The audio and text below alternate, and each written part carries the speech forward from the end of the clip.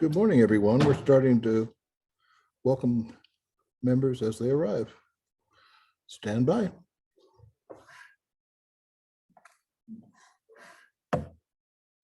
Okay, Beth, you can go ahead and click on the link and I'll admit you. Okay. You'll be in for the duration.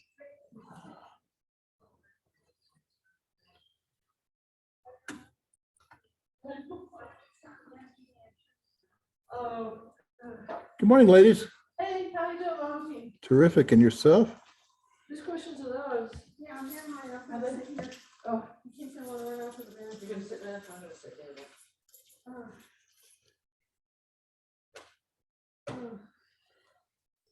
So thanks, Bob. You got my check, right? I did. Thank you. Oh. Diane, I'll make her a co-host so she can help me let people in. Okay. Good morning, Diane.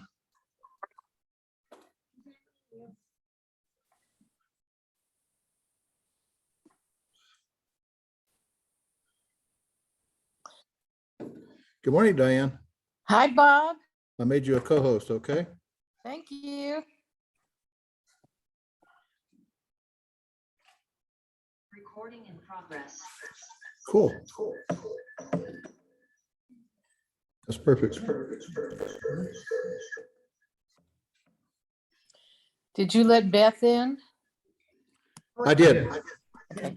I'd love to get one of the books. I hope you brought plenty. It's echoing. Did you bring plenty of books, Beth? Grab one now. Grab one now. Maybe. Check or I'm not card? check, please. Okay. That's okay. And just put your name on as it's spelled here. Without the York, legally, I am. Yeah. Oh, okay. Okay. Are you phasing York out? I had the same question. What's that? Are you phasing York out?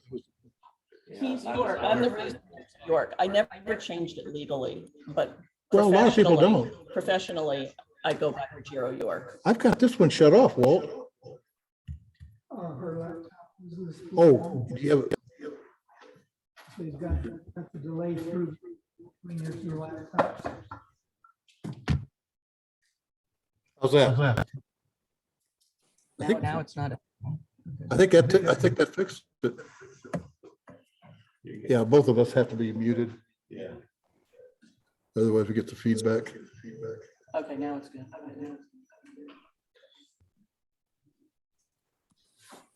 I don't know if we're there. No, we're not. There's still sound coming out. I hit that. I'm muted. I hit that one. Oh, maybe that's the Zoom view. Yeah, that's the Zoom that's feeding back. That's what they're hitting at And home. there's about a 2-second delay between that and this through Zoom. Oh, so what should I What can we do? do? Is there anything we can do? Should I get out of the meeting? No. No, turn off your loudspeaker. Just mute your, I did, Ron. okay. You can go up. It's all muted. I clicked the symbol. Of course, I said write a check and didn't ask how much. Oh, you guys weren't there. Don't get too hopeful. Up arrow. No, doesn't give me options. Yes, please. 25. Okay. I turned it off. I muted it.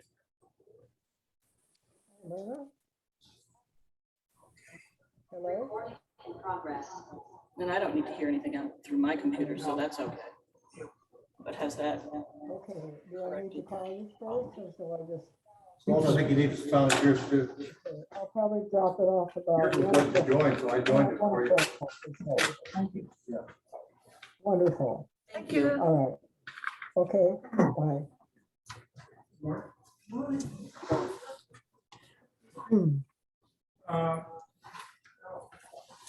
Hi, Zoomers. Welcome. Well, it hasn't really started yet, it starts at 10. Well, And, yeah, I'm gonna watch it on Zoom. oh, then we're not gonna read down? Oh, I'd like to hear this. No. Yeah, So when? let's read for 20 minutes. How's that? Then we can go back to it. Because in the beginning, they don't put the speaker on right away. I just love this mechanical stuff. When you see the Three Stooges, when I start the meeting, because between the share screen and then you're changing to a different program, and then you gotta stop sharing, start sharing, and it's And 2 years ago, we didn't even know what Zoom was, right? boy, we know now. We sure do. Whoever invested in it, whoever invested in it before the, Oh, They're usually sitting right up there. Yeah. right at the beginning. right now, because it's gonna start. I think it'll always be strong though. I do too. I do too. It got their name out there, and you know what? A lot of things made more sense, and maybe even some business. They were smart. They got into the business apps big time, and seminars. That's just it. That's why it's gonna work. But they had to have had a big spike. And then it was- What about-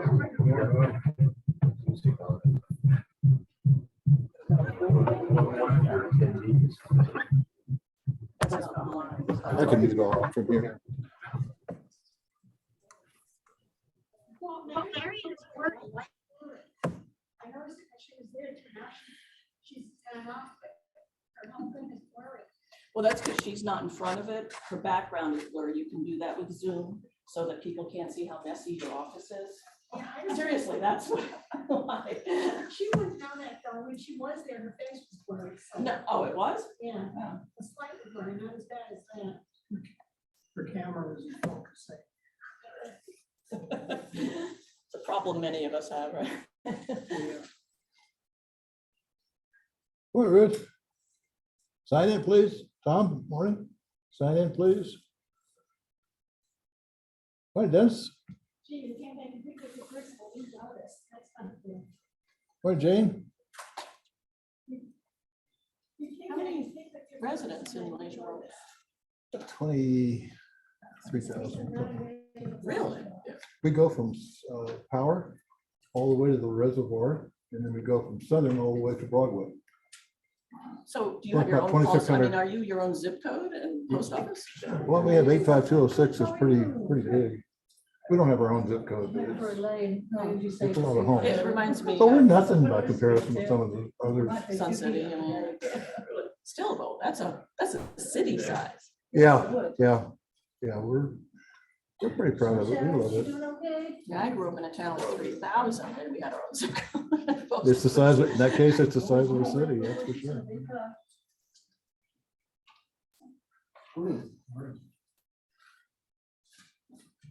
I've got 7 minutes. Maybe I'll make a last pit stop. I'll be back.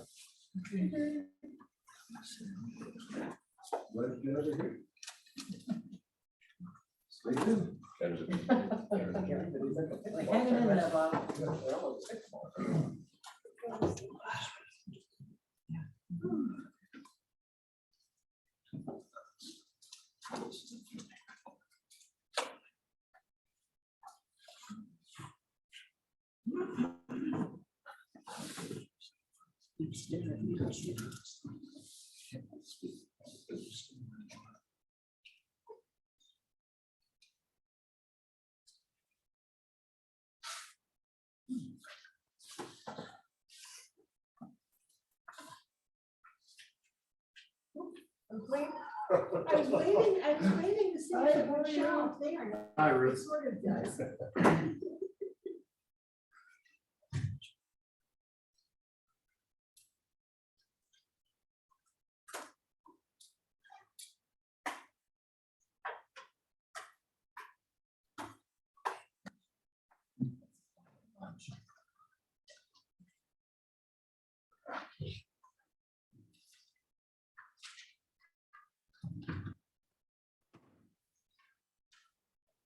Hi, Sue. How are you? I hear. I'm almost awake. Shouldn't you have a piece of glass right in front of you that you're buffing up? That's how we recognize. I'm gonna take it for framing. Oh. Well, Which? can't decide if I'm gonna tin the edges or not. I think I'll go in and do it. Where are you taking them? Hobby Lobby's gotta be the easiest idea. Yeah. And get it done for about $86. Wow. That's pretty darn good. I didn't think that was bad at all. No.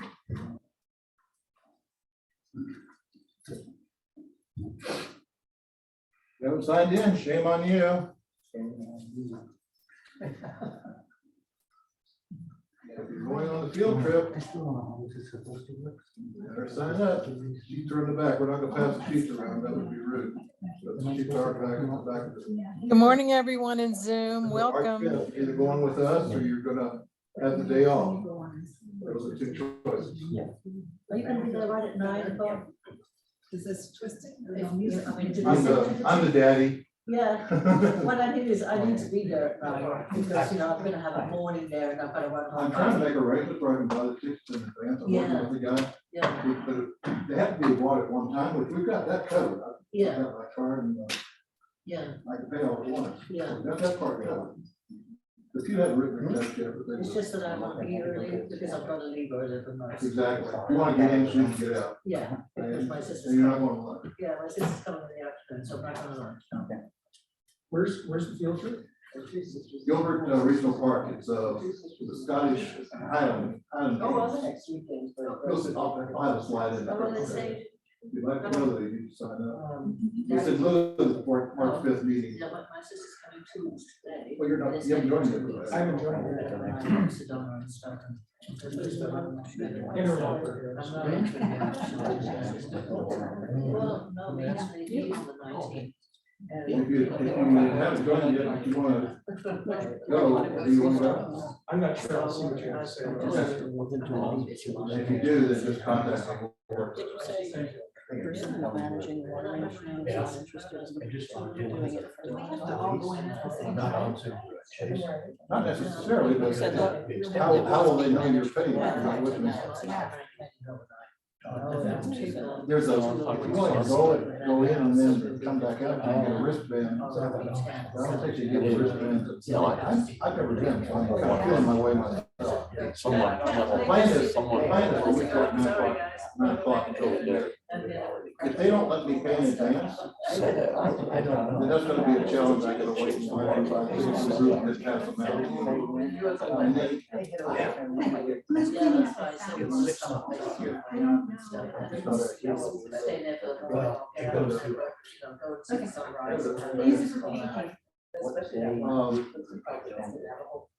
If they allow me to pay in advance, that's gonna be a bonus, because I'll be able to report something out with you guys.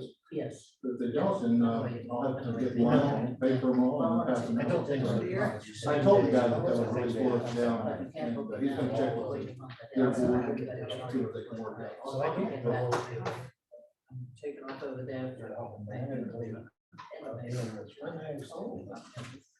Said something Yeah. changed. I did like it. It's good. I did too. Came back in the middle of the I pandemic. haven't stopped that. You got that? You take some text, put it on your chat and have people playing home. They canceled my flights. I had to pick up another one. The company I'm working with, sorry, but they said, "Let's get on the back of the stairs there for you." So, I sat at the I was okay. hotel room, okay, there's something around on my iPhone here. And go on my phone and find a plane. Found myself in the last mile. It was absolutely, yeah. That was a good, then, yeah, then I had to pick up a stand for them, stand because they wouldn't hear me. You know, well, that's- so I did that. Got my board. Just before I got to the office. Kind of in the mode. So that was crazy. But that's fine.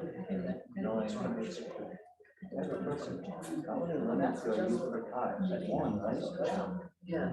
Oh, no, they were really shut One down. for the rest of the Down so much. Last week with the hotel that has that 2 because about the water flights from Europe. Yeah. When phones are not- So I think that's-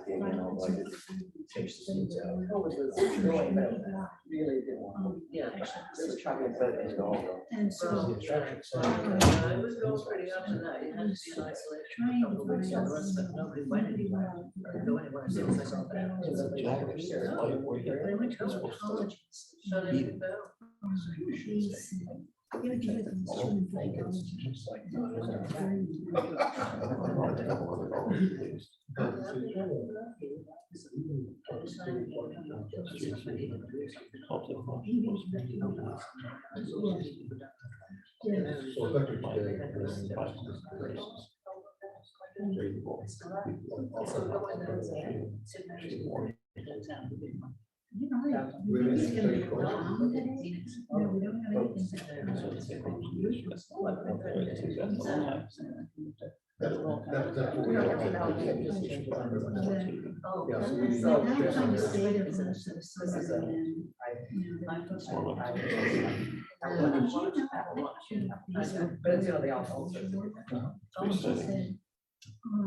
Hi, Betsy. Hi, Mary. Hi, everybody in Zoom. Thank you for showing up today. Hi, Diane. Hi, Mary. Morning, everybody. Hi, Hi, Diane. Betsy. Hi. We can sort of see you, but not really. Well, probably not. I'm not quite, You're my not, hair isn't you're looking ready that for great. prime time. I'm not ready for prime time. Fine. You're here. That's all that matters. I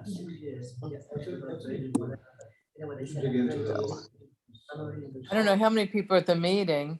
Looks like about the same amount that are on Zoom. I'm surprised more aren't on Zoom because she's coming to us virtually, our speaker. Yes, yes. It's already here. There's Walt. There's All right, good morning, boys and girls. Mickey's little hand is on the 10, his big hand's on the 12, so we better get started.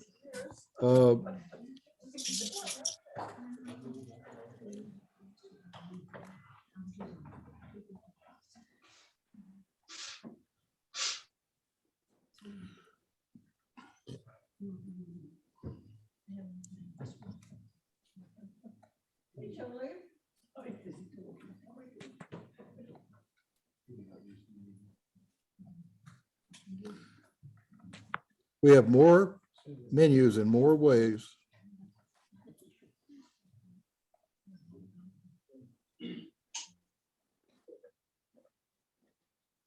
Okay, are we sharing? So far, so good, good.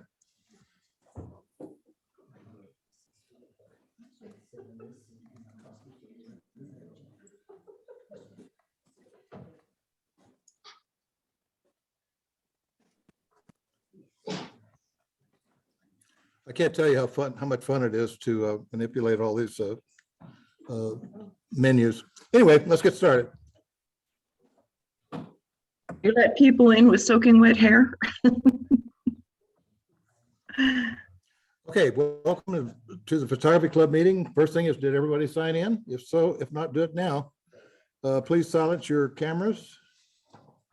And are there any guests today? We have one guest, don't we? One guess. I'll be with you in a moment.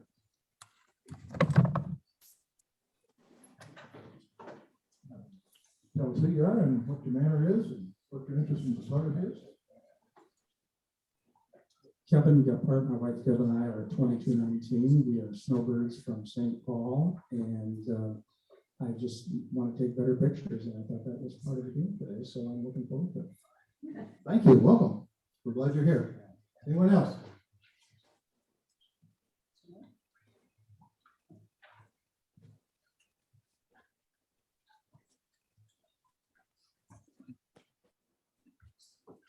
Okay, today's agenda, we're going to have welcome. We're going to run through our club information real quick. Going to give you an update on our weekly and monthly challenges and activities. We're going to review real quick the field trip, and then we're going to have our guest speaker, Beth Ruggiero, is it? Ruggiero, yes. Who will talk to us about photographing the Milky Way. We are thrilled and delighted and honored to have her. She's a real quality professional photographer. And her husband was kind enough to join her today, Ron. So Beth and Ron are here in the front seat. And then after that, we'll adjourn. Here's our crew that keeps the door open all the time.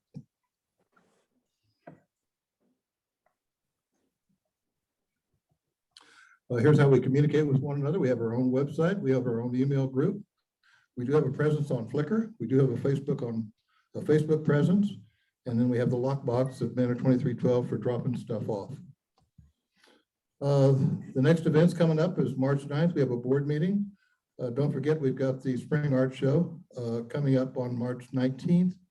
And then their hanging party will be the night before, don't forget. How many of you are going to participate in the Spring Art Show? Good, good. All right. Here's where we stand on the calendar. Today is our guest speaker. And you can see that our year is quickly winding down. On the updates, the weekly challenges, there's only 2 left. On February 26th, it'll be pieces. March 26th, turquoise. And monthly, we have favorite food. March is music that's for the 3 photos that go into the display contest that's put on the board out front. And we have 6 photos so far for favorite food. 3 from Bob and 3 from Michelle Reinhold. I can't imagine this group with all the eating we do that nobody's got anything to share on favorite food.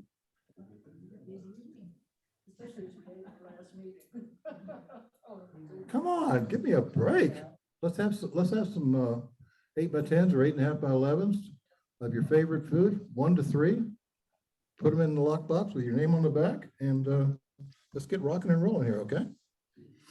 In our weekly activities, we got a video lesson on the 26th, field trip on March 5th, another guest speaker via Zoom on the 12th, and I hope we're still on for our black and white studio shoot. We'll find out soon. And then the end of season is on April 2nd. Okay, if you haven't been paying attention, March 5th, we will be not be open for a regular meeting. Instead, we're going to go to the Phoenix Scottish Highland Games. We've been signing up for some time. There's a link that's been sent, and a lot of you have signed up online, which saves me the trouble of entering it into a spreadsheet, but I'm more than willing to enter it in the spreadsheet too if you want to sign up here at the back of the room. We're not going to pass the sheets around, but please feel free to sign up at the back. And the way it's going to work is we're going to meet at the Gilbert Regional Park at 9 a.m. And the tickets have to be bought all at the same time, all in one blow. So I'm going to do that, but I need for you guys to pay me up front by dropping your check in the lockbox at 2312. It's $20 a person. That's a $5 off. So it is a savings if you go with the group. And well, is it okay if I bring my husband? Well, of course it is. Well, is it okay if I bring my son-in-laws in town and my, yeah, of course. Just be sure and enter the correct number of tickets that you need for your group. So we're going to meet there at 9 o'clock. We're going to shoot, shop, snack. We're going to leave at noon and venture to the Nook, which is less than a mile away. And we're going to have lunch there together, those who want. It's not a requirement, but it's a nice place that Charlene was kind enough to research for us. The menu's at the back of the room, laying on the table if you want to take a look at some of the things they have available. But during the day, they're going to have heavy athletic competition, Highland dances, clan displays, food and merchandise vendors, piping competition, and musical entertainment.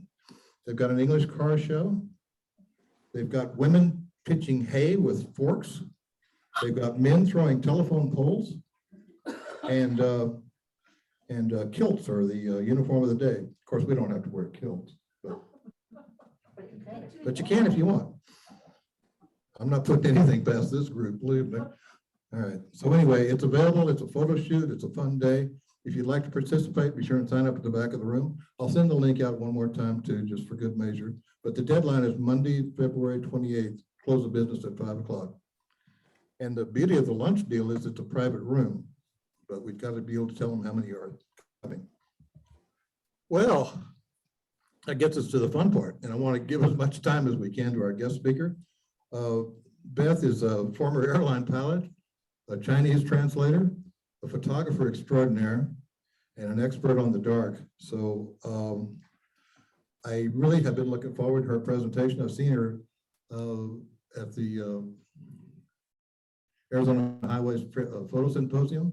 I've seen her at a meetup I belong to. She's very talented, and I'm very grateful that she's here to join us today. So without further ado, I'll give you Beth.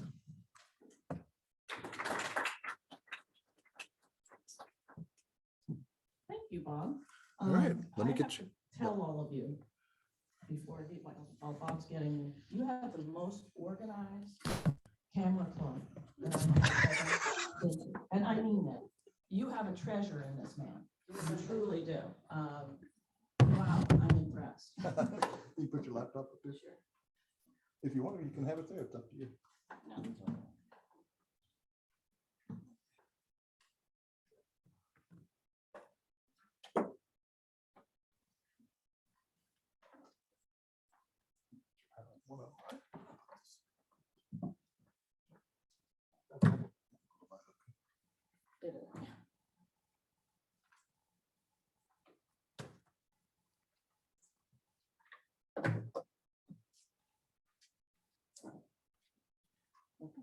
Okay.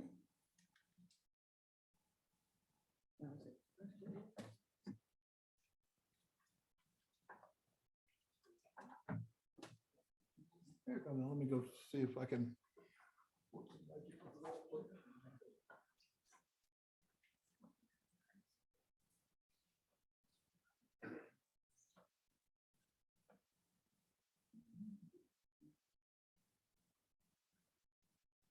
There we go. And you'll have to do the share screen thing. I got it already going. Oh, you already got one. Yeah. Life is good. It's all yours. Thank you so much. I just gotta get the, that's something like Huh? Do you prefer the lights off?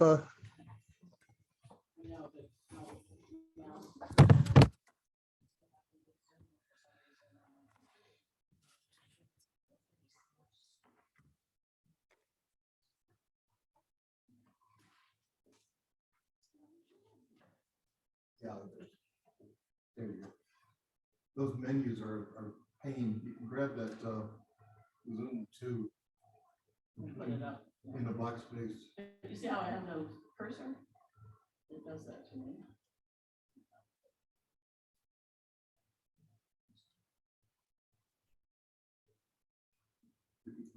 You can grab that Zoom bar. Black space and then black spaces, yeah. Where the cursor is. That's the challenge.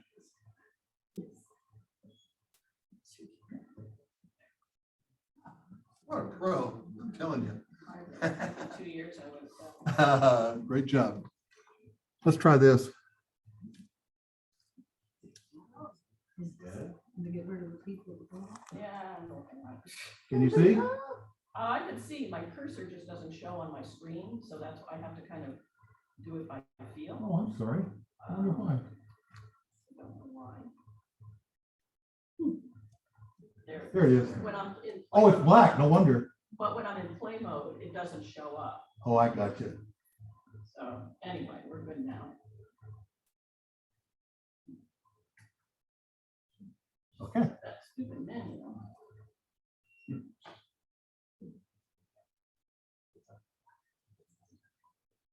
Well, that'll do. And this, as with most projection systems, it shows very highly saturated and it really doesn't look like that. And Milky Way images shouldn't look like that. It's very highly saturated. At any rate, I've been teaching night photography for myself and for Arizona Highways now about 8 years, and it's a whole lot of fun. And I decided Bob asked me to speak here, and I decided on something after dark. I decided for the Milky Way, because we are in the Milky Way season for the Northern Hemisphere is coming soon, and I'll explain what that means in a minute. But if you have any interest, it's just so much fun. How many have done any night photography? Great. Road lights, but not this. Not sky. No, road Okay. lights. Has anyone done the Milky Way? No, it's really very simple. And I hope that you'll take the time to get out and enjoy it, because it's a remarkable thing to see just with your own eyes, but your camera will see a whole lot more than your own eyes can. So first of all, what is the Milky Way? And it's our galaxy. It's a spiral galaxy, and it contains our solar system. So here you can see that's the Milky Way, and it's kind of elliptical. And you can see the spiral nature of it with the different arms, which I'll explain that so you can get a better idea. But there is our galaxy, and that's where we are in our galaxy. So when people take pictures of the Milky Way, what you see that is so magnificent is the galactic center, the center of our galaxy. And you can only see the center during certain months of the year. And that's why I said that the Milky Way season for the Northern Hemisphere is upon us. In reality, the ideal place for you to be if you are interested in Milky Way photography is the Southern Hemisphere. They have the best things going on, but that's not to say it's not great here as well.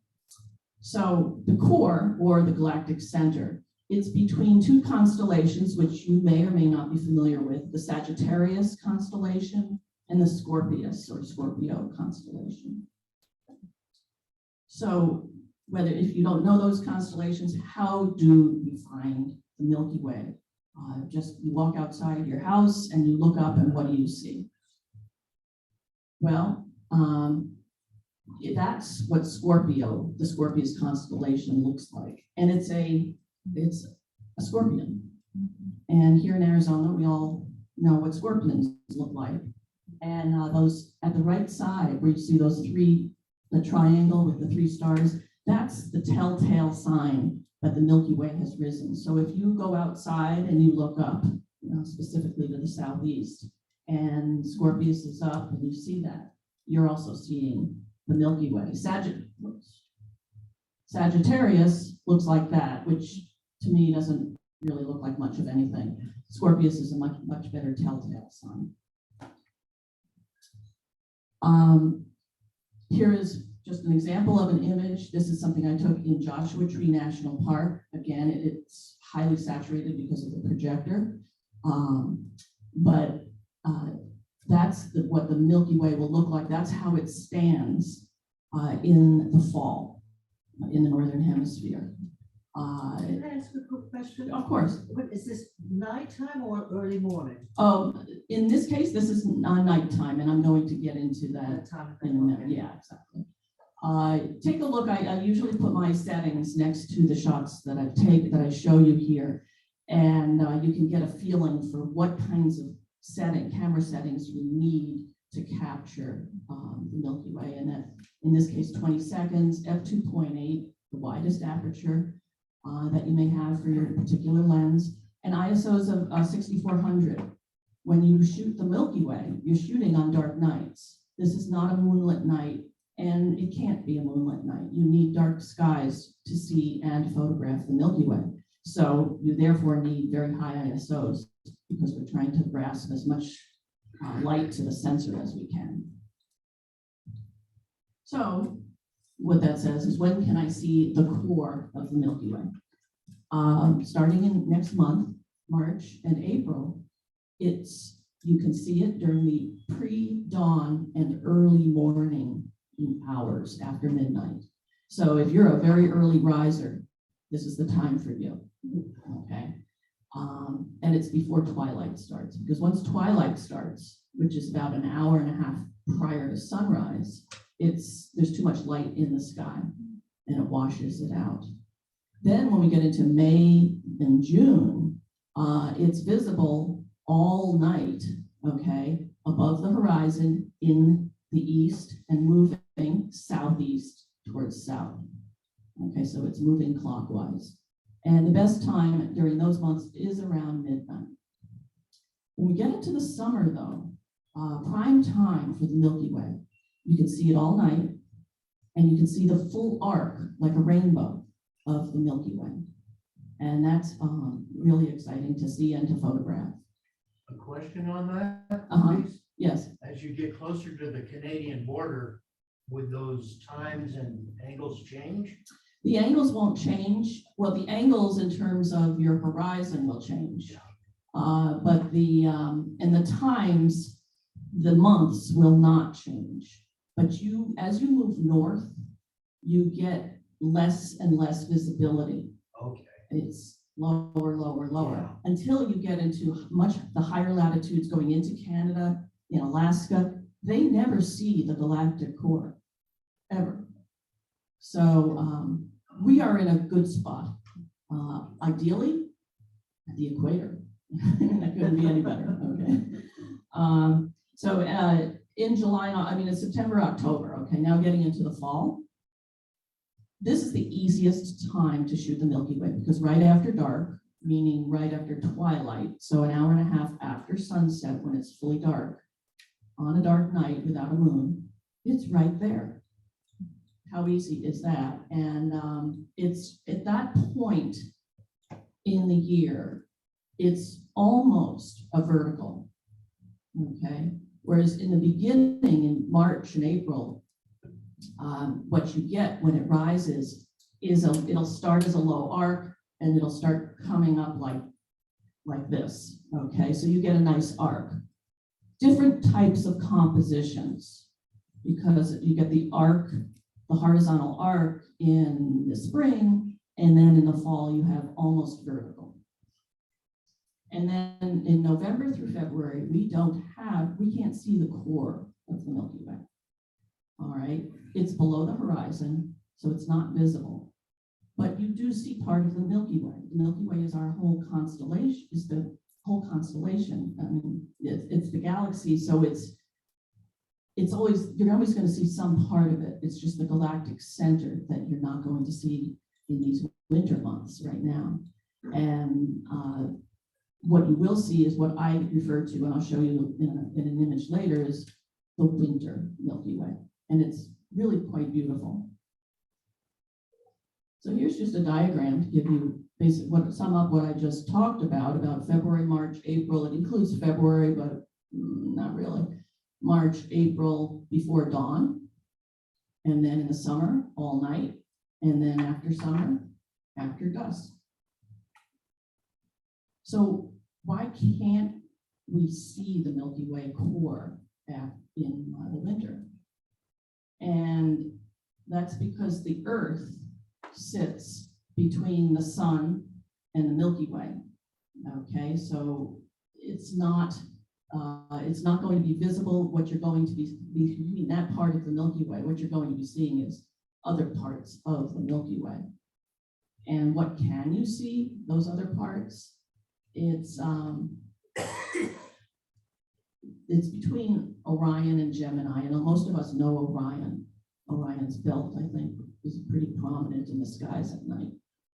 So look between that and Gemini, and look to the southwest.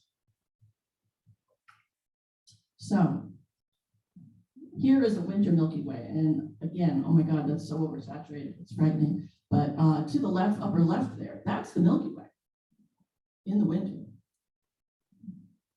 And it's stunning. It's loaded with stars. It just doesn't have the colors and the density that the core has. So I already talked a little bit about this, but the entire arc of the Milky Way is in the summer. So if you like to do panorama shots, that's what this would require.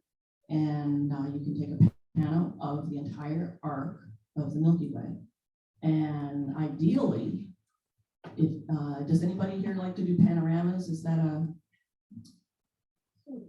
Okay, it's a double row panorama, which is easy to do. It's just take the shots and then you go above and you take another row of shots. The software can put those together for you. So what do you need to do this? You need a camera, DSLR or mirrorless, preferably. Some of the more advanced cell phones have night capabilities. You need a sturdy tripod. At night, you cannot photograph without a tripod. It doesn't matter how good your image stabilization is, but if you're taking a 15 or 20-second image, you can't hold it steady for that long, so you absolutely need a tripod. You need a remote release, and why you need a remote release is because it minimizes camera shake when you press the button. And you need a fast wide lens, ideally a 24 f1.4, but f2.8 is fine too.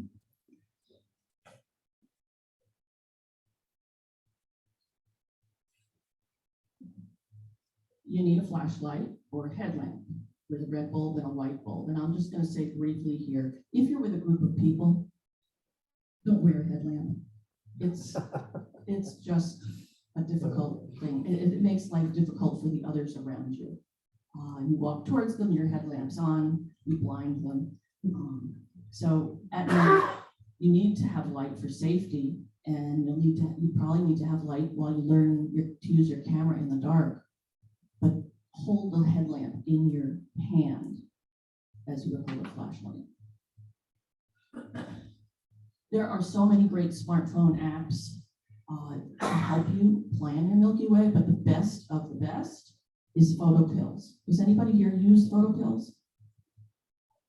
No? Have you heard of it? Yeah. It's absolutely hands down the best app out there for planning your night shots. And it's, I think, $9.99. Considering what you spend on your camera and all the things that go with your camera, $9.99 is not a big deal. I'm sorry, could you repeat the name of it, please? Photo Pills, Pills. I have it And I have it installed, but I don't know how to use it, and I've watched his tutorials there. He has a thick accent. absolutely, yeah. Raphael Pons, he's the guy who developed it, and he's great. He's so enthusiastic, and he really keeps it updated and Yes. adds features. But he's Spanish, he's from Spain, and he has a very thick accent, and a lot of people have a really hard time understanding him. Fortunately, though, there is a woman named Brenda Petrella, Petrella,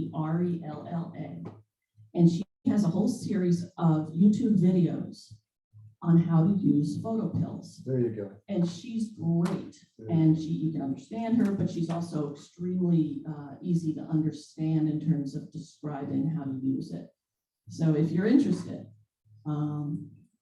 get photo pills and watch the Brenda Petrella YouTube videos.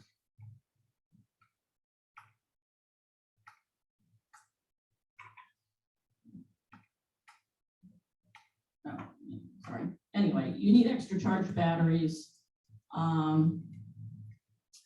because at night you're taking long exposures, so you're going to run your batteries down. And you absolutely, you don't want to get out someplace where you're shooting and then find out that your battery's dead and not have a replacement. That's a bummer. Highly saturated, looks hideous in my opinion, but you get the idea. That's the Milky Way. That's in June as it's just rising. And if you look lower right, you see those three prominent stars that are vertical. Those are the end of the Scorpius tail. So that's the signal. Oh, okay. If you couldn't, because your camera sees at 22nd, your camera sees a whole lot more than your eyes can see. So when I see those three stars, I know that that Scorpius is rising. Hence, the Milky Way is also rising. Can you point out the triangle, the four stars that are in the triangle? They're over here on the right, or they're not up yet? Oh, they are. The 3 are up. You can't see the 4th because it's behind a bright spot on the Milky Way on the core. Okay. Beth, do you have a starting point? I'm going to give you that. Okay. So how do I do this? How do I set up my camera?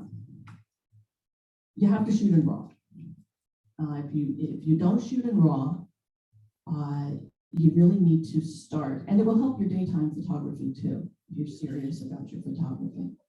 RAW gives you so many more options in terms of post-processing. You're shooting in RAW. If, however, you're shooting in JPEG and you're not really sure about getting started with RAW, just go into all cameras, all DSLRs and mirrorless have RAW plus JPEG option. Shoot in that, okay, until you're comfortable. Oh, that's it. Oh, What's that? yeah, I was gonna say, I've got mine in that, but so it works. That's how I started, and then eventually you find out that you've got more JPEGs. And then As your confidence builds, you'll let go of the right. plus JPEG because you'll have more JPEGs and you know what to do with. Yeah. There's an app which will pull JPEGs out of your raw image if you. Oh, well, I need is the JPEG. Oh, okay. What is that app? Do you know offhand? JPEG from raw. Okay. So I'm going to shoot in RAW. You need to shoot in manual mode, manual exposure, that is. Okay. You don't want, basically at night, it's a difficult thing for your camera and your sensor to gather the light. And so you don't want your camera making any of the decisions.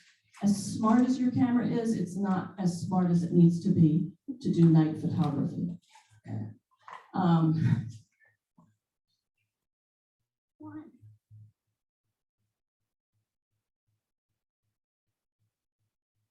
So you're making the decisions here. And so you shoot in manual mode. Your white balance, even, you want to put in manual mode.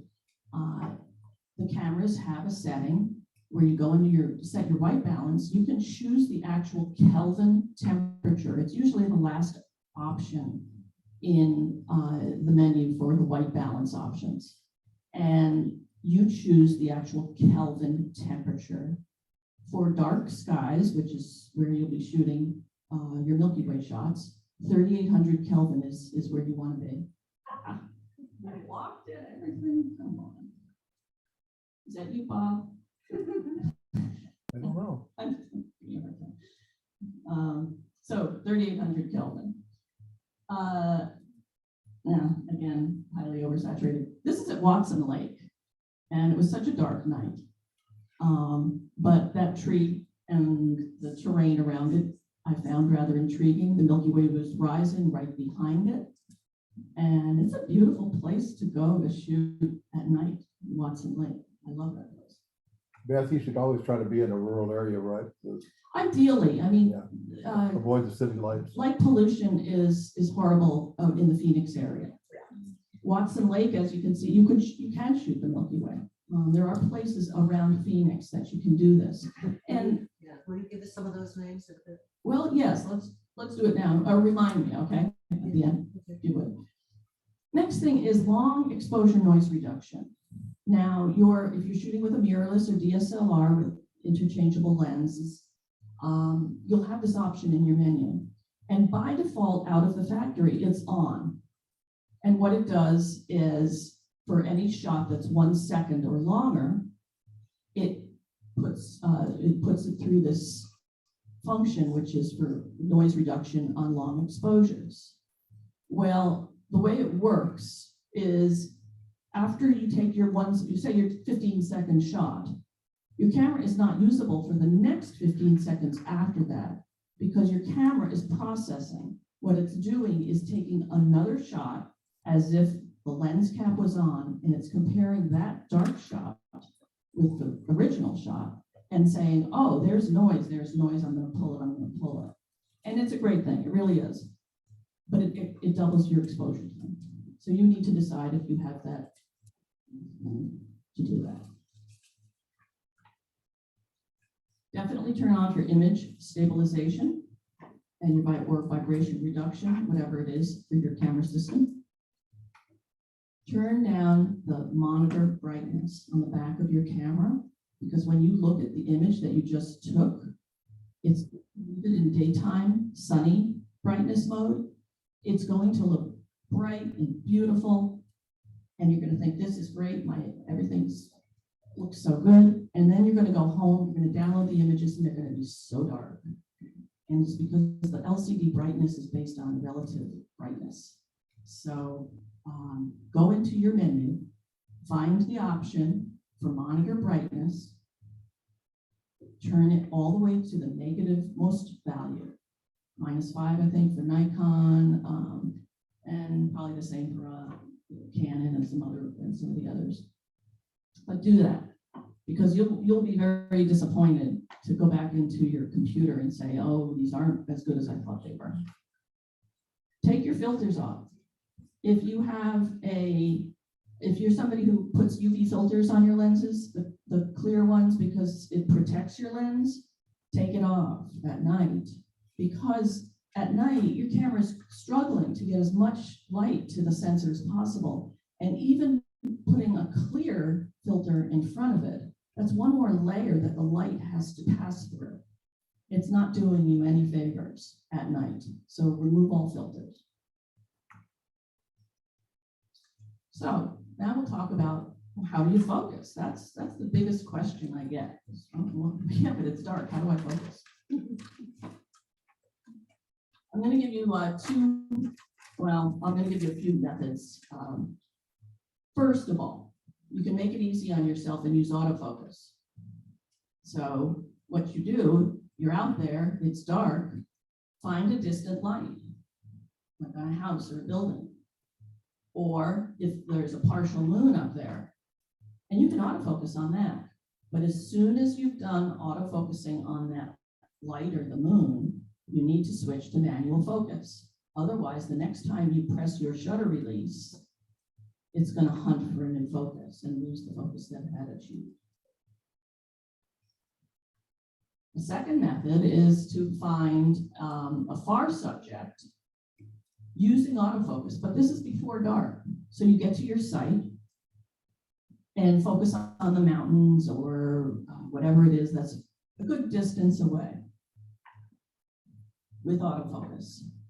Again, switch to manual focus so that it doesn't try to hunt again when you press the shutter release the next time. And one thing I do to give myself a little insurance for all of these methods is use gaffer tape to tape down the focus ring. What is gaffer tape? Gaffer tape it's used in theater a lot. You know when you see see tape on flooring, that's gaffer tape. It's the same as duct tape, except it doesn't leave residue on your equipment. Oh, nice. And if you go to Tempe Camera or even on Amazon and search for gaffer tape small rolls. Otherwise, if you go to the hardware store and you ask them for gaffer tape, you're going to get a roll that's about that wide and about that big. And it's enough for your lifetime and your grandchildren's lifetime. And it's just impractical. Tempe Camera, if you ever get over there, they have little bags with colored small rolls of gaffer tape. And gaffer tape is something a photographer does well to keep in their bag regardless. If something breaks, your tripod, anything, it's kind of like duct tape, it's a kind of a hold it together until. It looks a little like black electrician's tape, the fabric type. Right, and you can tear it with your hands, and but it doesn't leave the residue. That's important. That's the key. Electrician's tape, though, or painter's tape, people have tried to use that. It doesn't have the strength, the adhesive strength that you need that gaffer tape has. Exactly. But anyway, it's just a little insurance that you're not, if you rub up against your lens or you accidentally touch the focus ring, it'll keep your focus for you. Now, why can't you just focus on infinity? Just turn the ring and focus on infinity. That's a really good question. because if it's an autofocus lens, there's a motor in the lens, an autofocus motor. And because of the motor, infinity will never be infinity because there's a buffer there. And to go to infinity, it's going up against the stop. I'm not sure how else to describe it, but the bottom line is autofocus lenses, the infinity symbol is not precise. You need a precise focus on infinity at night. And that's can only be achieved in this way.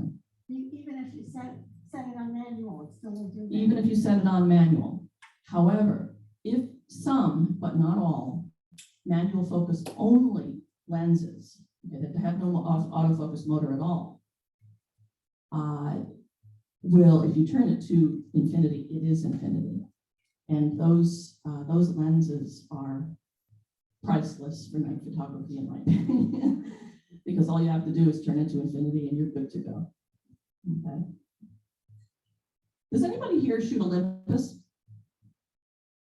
Okay. I shoot Olympus, and they have a feature that came out on their last camera that is also quite nice, and it's Starry Sky Autofocus. I can autofocus on the stars, which is pretty nice. Is that a mirrorless camera? It is mirrorless, and it's also, if you shoot a DSLR, it's so much lighter. And that's one of the reasons, not all only, but one of the reasons I did it. It's a small sensor, it's not small, but smaller because it's a crop sensor. But the quality is outstanding. And as a night photographer, I never would have switched to it if it wasn't outstanding. I did my research. So focus method 3. Let's see what we do. This is using a laser pointer. You have to be real careful with this. But if you have a strong laser, doesn't have to be green, it can be green, it can be red, whatever, blue. You can shine it at a distant object like a rock or a tree and autofocus where it lands. And if it's strong enough, you can autofocus. And that is a real easy way to do it after dark, if there is no distant bright light like I talked about in the earlier slide. And this is when all else fails, it's dark, you don't have a laser, and there are no distant bright lights, and there is no moon to autofocus on, okay? But you need to get focus. What do? You look through your viewfinder, you find a planet or a bright star, put it in the center of your viewfinder, turn on your live view to the back of the camera, and excuse me, zoom in on it, and then turn your manual focus ring on your lens until you get sharp focus, and then leave it in manual focus, you're good to go. That's the way they used to do it. So it's a good thing to practice and to understand. Do you leave it on live view? I do, with mirrorless, live view is kind of just always something that you use a lot more than you do with a DSLR. So I do, but that's a discretionary call.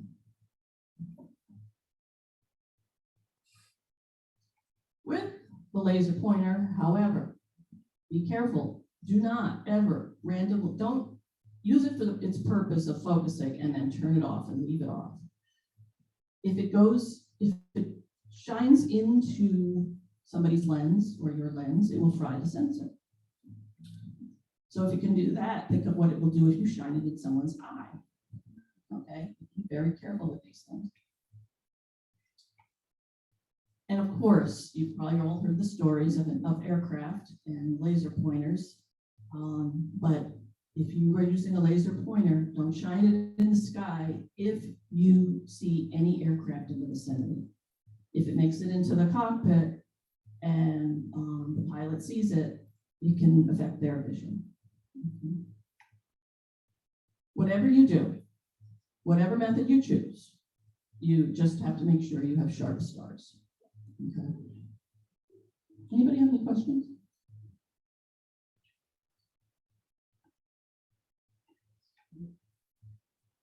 I wanted to show you what stars that are not sharp.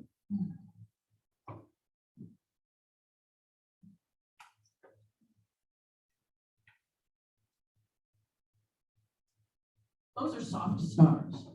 So if you've ever tried to focus on stars, if you've ever done night photography, stars are sharp when they are the very smallest and they're irregular in shape.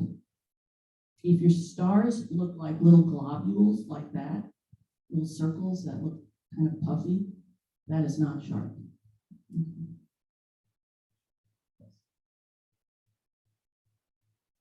I need to get some water. What? Is there water? I don't have a bottle. You wanna go out to the drinking fountain? Yeah, I think Yeah, that's what go I'm ahead. gonna do. Yeah, yeah, we can take a break.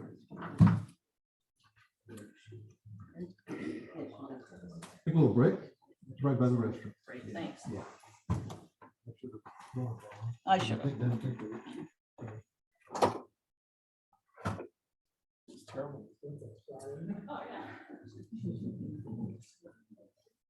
Well, Walt, we've been caught with our projector, haven't we? I know, it is what it is, right? Yeah. Bob, do you know if this PDF is available online does she have a website or something we can? We're recording this session, don't forget. Oh, yeah. Oh. She's got cards up front too. Plus, if you want all this stuff, you can buy her book. If she doesn't have a website, she'll go through that at the end of the Oh, perfect. presentation. So you can do that.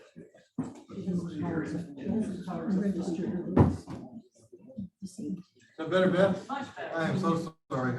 That's okay. Sure. I usually bring a couple bottles. Okay.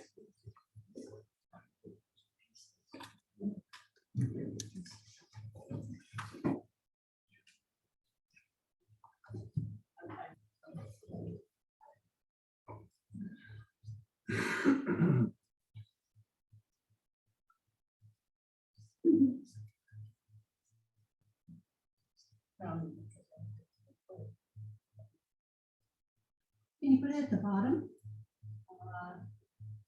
Yeah, it'll go over the bottom. But no matter where you put it, it's in the way. Yeah, exactly. I've tried just about everything. Yeah, let's try it. Disappear, but. Okay. There we go. So now let's talk about, all right, well, we're out there and I told you you need to shoot in manual exposure mode. Well, that's all fine and good, but how do we decide what our settings are going to be? So your shutter speed, it's really very simple, and I'm gonna make it even simpler. First of all,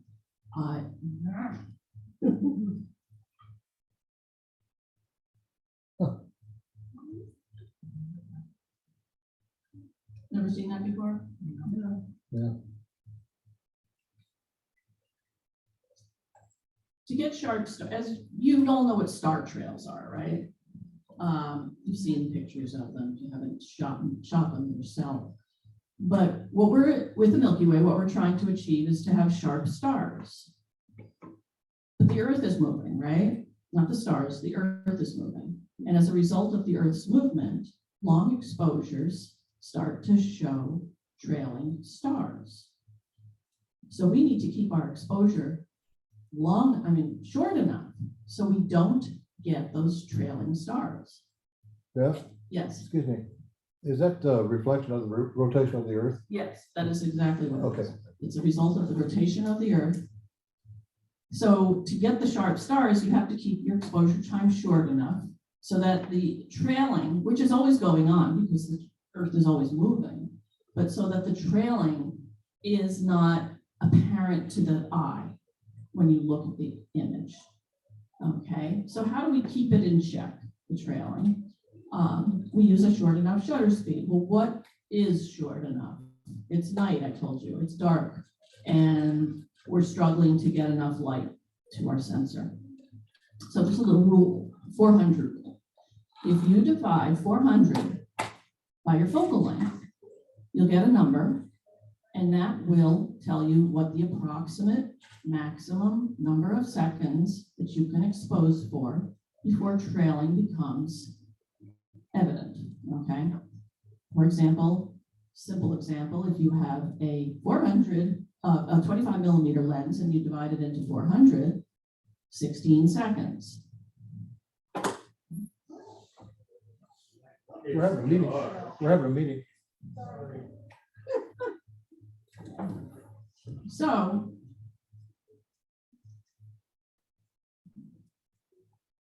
if you don't want to do the math, you don't want to remember the rule, use 15 seconds. So when you get out there, you're shooting the Milky Way or just a starry sky, period, because shooting the Milky Way is no different than shooting just a starry sky. Use 15 seconds for your starting shutter speed. And that will get you where you need to be. Okay, so there's one starting setting. So to shoot the Milky Way, find dark skies, like I said. Well, let's talk about the locations in the Phoenix area. It's hard in the Phoenix area, but you can go to Prescott, Flagstaff, but in the Phoenix area, there's a great spot. This is something you do with a group, and I don't recommend going out and shooting all by yourself. I do that. It's stupid. I've done it. I don't do it as much anymore. It's better if you go with a group or with at least one other person, just for safety reasons. Has anybody heard of Picket Post Mountain Trailhead? Picket Post Mountain Trailhead is an absolutely fantastic spot to capture the Milky Way. And it's dark. It's about a mile from the Arboretum, west of the Arboretum, okay? Picket house. I'm sorry? Close to the picket house. Right? No.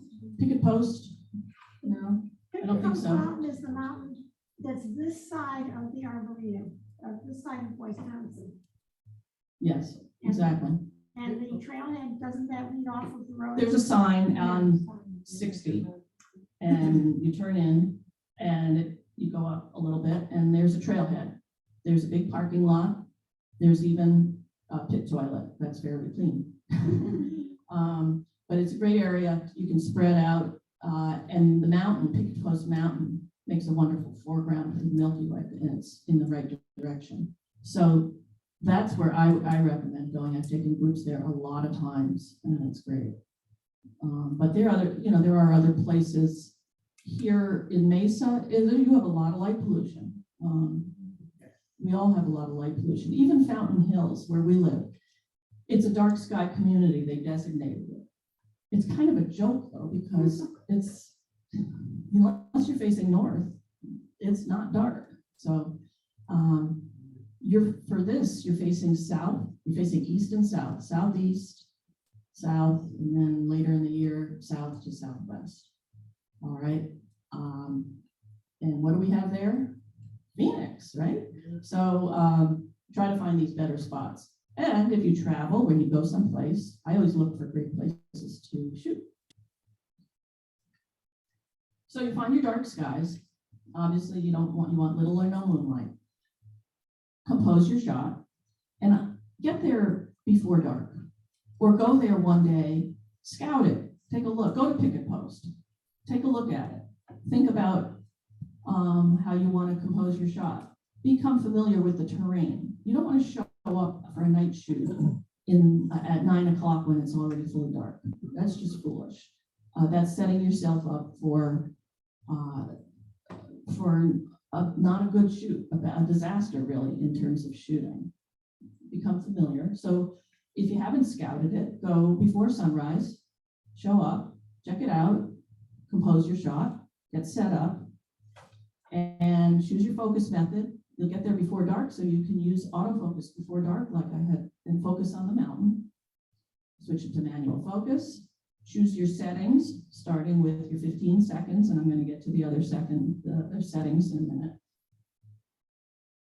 And when it's dark, take your test shot, check your focus. Night photography is slow, and that's a good thing.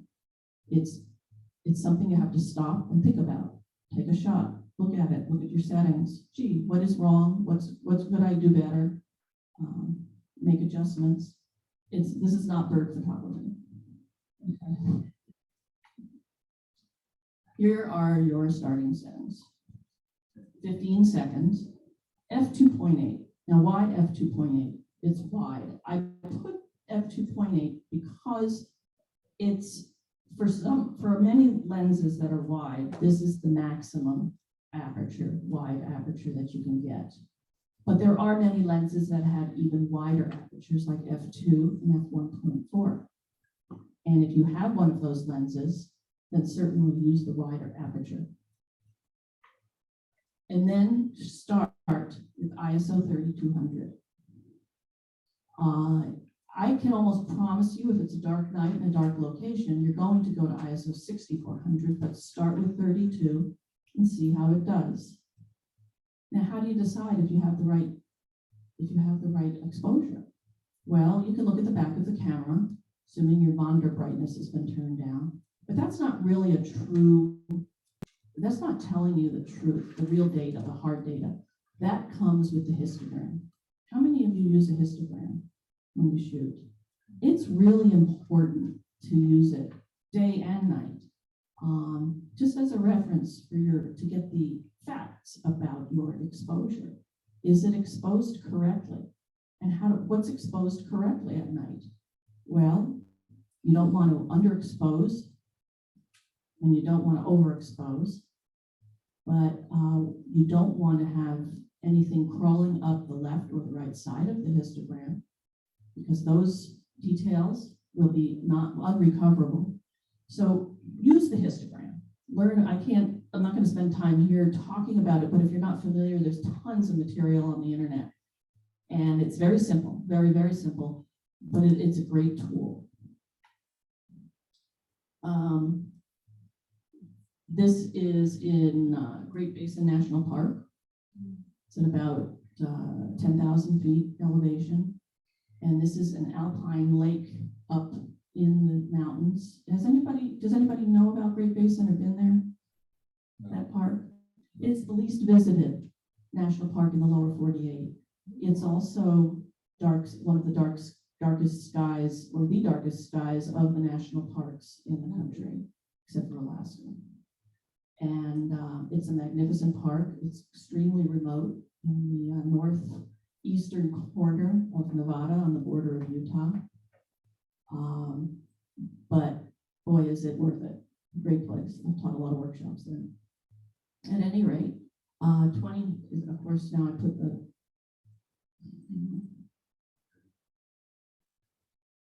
20 seconds f2.8. In this case, super, super, super dark conditions, ISO 12,800. Okay, and that's a stop more over 6,400. But when you're under these skies and you make the effort to get there, you will be it's just a spiritual experience to be under these dark skies, seeing what our ancestors saw and realizing how deep the night sky is. And if you grew up in a city or you're from a big city, you don't see those things. And it's beautiful. It's truly beautiful. Ouch, oversaturated. Anyway, that's what the Milky Way looks like when you do star trails. And How long was that exposure? This was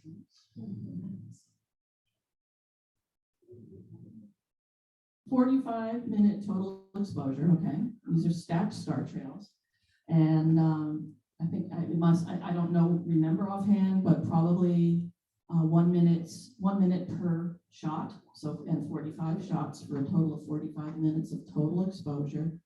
F2 and ISO 100, because I'm doing, and the ISO 100 is because it's reflecting the dark, the long exposure of the individual star trail shots. Would that about run your battery down? Yes, and there are, yes, it does. Although that 45 minutes won't run your battery down. But some people will shoot for hours, and there are either you want to have a battery grip, or You want to have, there's a device that Tether Tools, which is right here in Phoenix area, it's a company. They have that can power your camera off of a battery pack for hours and hours. And anything that I'm talking about that you want more information about or interested in, talk to me afterwards, or you can email me and I can give you more information. I talked about the PhotoPills app. There is no better app to plan a Milky Way shoot. Absolutely none. And when you see what it can do, you're just, wow, this is incredible. If I didn't mention it enough before, take test jobs periodically through your shoot so that you make sure your stars are still in focus and make sure that your settings are what you want them to be. And the point of that is that you don't want to get home after all the planning that you did and the effort to get out to this site at night and find out that it was a dud. I take groups up to Alaska to photograph the aurora. Magnificent experience. And one gal on one of my workshops at the end said, oh my gosh, all of my shots, and it was amazing aurora, are out of focus. She wasn't doing the test shots. And that's just how important it is. You just don't want that to happen, okay? Always use the histogram, as I said. And that's it. Any questions? This is obviously, my book is here, it's for sale if you're interested. It's an introduction and more to night photography and how to get started in it. And if you prefer an ebook version, it's available on Amazon. My workshops for this year, the next year is still being finalized. Next month, I'm teaching at Bryce Canyon National Park. There are still spots in this one. We're doing it by the full moon. We're going to be shooting the full moon rising and shooting the hoodoos under moonlight. It's just going to be magnificent. If you've ever been to Bryce, it's just an incredible place. I love it. I'm teaching one at the end of April, and that one is a wait list only, but it's down on the border in a town called Sassabee. We're staying at a historic ranch called Rancho de la Osa, and we'll be shooting night skies down there. And in the fall, going to be teaching Acadia. This is not night at all, but this is fall color in Acadia National Park, which is stunning, absolutely stunning. You've got the fall color and the coastline in combination. And then in August, going back to the summer, late August, if you want to get into this Milky Way photography at all, going to Joshua Tree National Park and teaching a workshop. These are all Arizona Highways workshops. And Milky Way and Joshua Tree is in the summer. People have said to me, well, why are you doing it in August? Won't it be hot? Well, my answer to that is it's at night, so you're not in the daytime heat. And second of all, it's the summer, so you will be shooting that panorama of the Milky Way arc. Okay. And if you want a more in-depth introduction just to night photography, I do a one-day at the Superstitions at Lost Dutchman State Park. And the next one is in a few weeks, but it's full. After that, there's one in November, and that's also a highways workshop. And let's see if we can. Okay, and then the last one I have here is every year my husband Ron York. I don't know if any of you have ever met him. He is also a great photographer. He is on the board for Arizona Highways Photoscapes. And so technically, he's my boss. I'll only say that to you when we go home. At any rate, so he's been involved with Arizona Highways since the 90s. And he's an amazing resource if you have any questions. He and I will be leading a workshop, which I did in 18, to France, south of France, southwestern France, the Dordogne administration. And we stayed at a castle. The man who owns the castle contacted me a few years ago. He said, hey, I've been watching your photography, following your website, and I really like your work. How would you like to teach a workshop at my castle? And I thought, yeah, right. This is like the Nigerian prince. But it was real. And we did it in 18, and it was magnificent. No. And then COVID came. It was going to be an annual thing. Canceled it in 19. And I was so disappointed. Never in my wildest dreams did I imagine that I'd have to cancel it again in 20. But I did. And here we are no, I'm sorry. We taught it in 19. That was 20. 21, I canceled again. Here's 22. I'm a year behind. In 22, will it go? It's full. I do have a wait list. People have cleared it because at times, because some decide they just don't want to travel abroad. If you're interested, it's a magnificent workshop to see France, to see the countryside of France, the castles, and to stay in a 16th century castle that has been fixed up so that you are comfortable. It's just beyond, it's very surreal. At any rate, I'll be teaching it in July, if the world doesn't go upside down again. And I'll be teaching it in October of 23. So.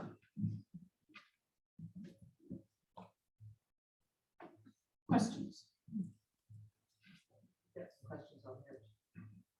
Oh, thank you.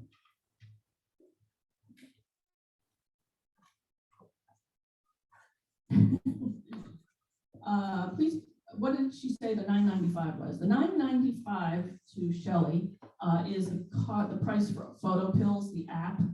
That's Photo Pills, PILLS, P as in Peter, and that's what's $9.95. The person who does the videos for Photo Pills is Brenda Petrella, P as in Peter, ETRELLA. And what model Olympus am I using? I currently use the EM1X and the EM1 Mark III. The OM1, their new flagship, was announced a few days ago, and yes, I have it on pre-order.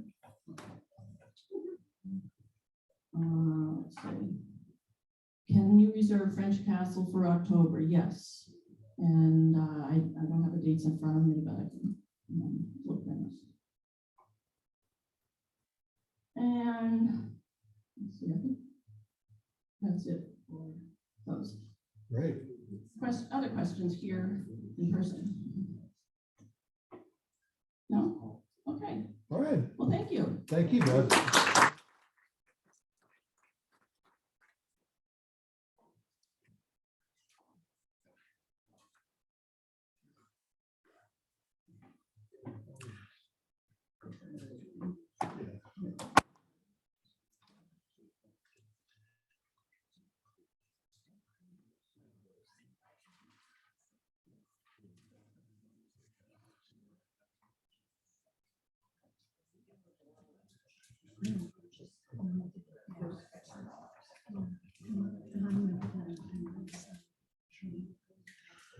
Okay, everybody, we'll see you next week. Thank you. Thank you.